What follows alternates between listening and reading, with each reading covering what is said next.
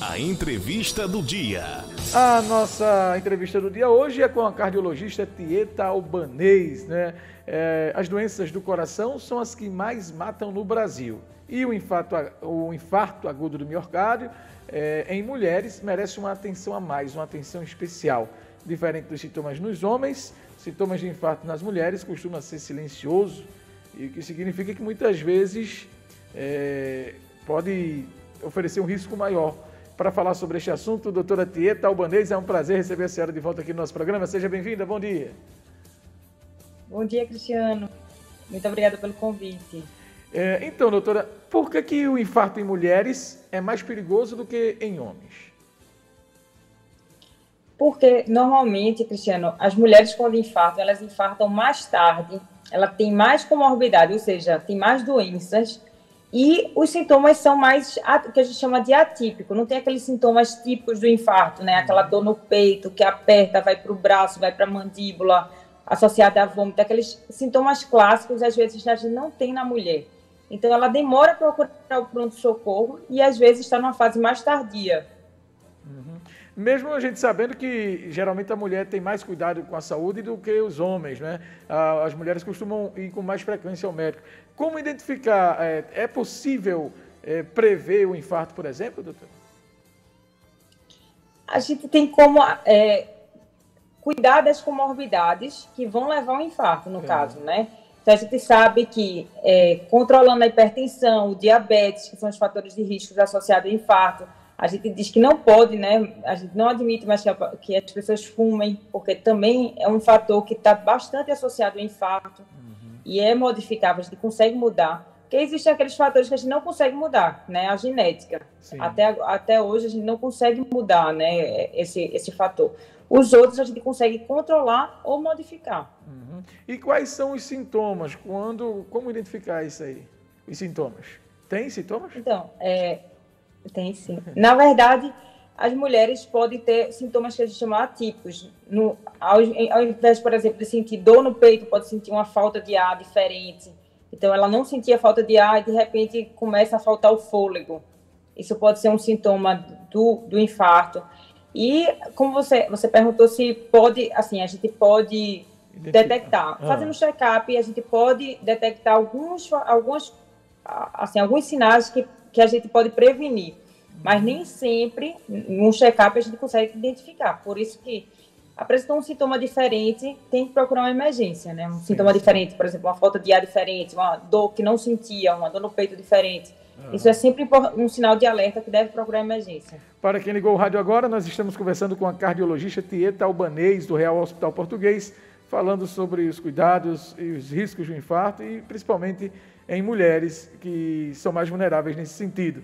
Doutora, o esforço físico, o trauma emocional, durante um esforço físico ou um trauma emocional, um infarto pode ser desencadeado? Pode sim. Então, assim, você está fazendo um exercício e, de repente, sente uma dor diferente, uma dor no peito, ou então você está estressado e sente isso, sim, é um sinal de alerta que você deve procurar, sim, uma emergência, ou um médico precocemente, né? E, não, assim, o exercício físico, na verdade, tem que ser estimulado, né? A gente sabe que é o fator que mais previne, tanto morte como câncer, tudo. Mas a gente tem que fazer sempre uma avaliação prévia, né? A gente tem que fazer um check-up. E o exercício tem que fazer de uma forma rotineira, né? A gente recomenda no mínimo de 30 minutos a 1 hora por dia de caminhada. 5 vezes por semana. Isso é a nossa recomendação. Isso faz com que previna infarto, previna AVC e até alguns cânceres são associados. A gente sabe que o exercício previne isso também. Doutora, qual a diferença do infarto e o AVC? O infarto, ele é um entupimento da artéria do coração, né? Então, assim, a artéria do coração, as coronárias, elas formam uma placa de colesterol, um trombo, que ela oclui e isso deixa de irrigar o coração e faz o infarto do coração. O AVC é o infarto do cérebro. O que acontece no coração pode acontecer na cabeça, né? Sim. Então, infarta uma artéria do cérebro e deixa de irrigar a cabeça. Muito importante esse esclarecimento. Então, é verdade que quando a pessoa está infartando, um dos sintomas é sentir uma dormência no braço? Na verdade, o braço pode ter dor, né? Assim, a gente pode ter uma dor no braço, que a gente chama de uma dor irradiada para o braço. Então, isso aí pode ser, sim, um sintoma do infarto também. Sentiu que não está bem, né? Que algo está indo mal. Ao sentir esses sintomas, quais as medidas devem ser tomadas, doutora? Bom, a primeira medida é ir para uma emergência, né? Porque a emergência é mais próxima de casa. Então, muitas vezes a gente não tem como diferenciar, por exemplo, porque muitas vezes as pessoas acham que, não, só foi um mal-estar, que eu comi uma comida diferente.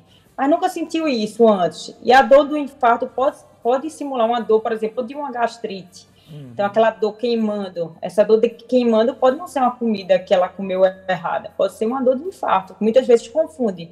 Por isso, se sentir uma dor diferente, nova, melhor ir numa emergência, porque a gente faz os exames de triagem e vê se realmente a dor é, por exemplo, de um problema gástrico ou se é um problema cardíaco mesmo.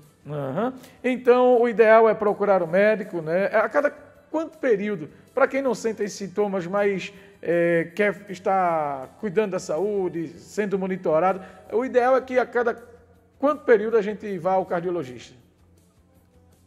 Isso é muito variável, gente. Por exemplo, se a pessoa for um paciente jovem, sem nenhuma comorbidade, não tem doença nenhuma, uma vez por ano pode ser suficiente. Sim. Mas as pessoas que, por exemplo, já têm hipertensão, já têm diabetes, precisa, né, fazer esse controle mais rigoroso. Às vezes a gente recomenda 2, 3 vezes por ano esse check-up. Isso vai variar muito das alterações que a pessoa apresenta. Muito importante.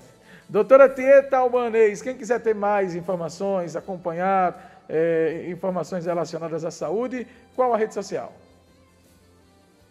Eu tenho o meu Instagram, Tieta Albanês, e tem o MedInterv, que é do nosso grupo. O Cardiologia de Português. MedInterv, né?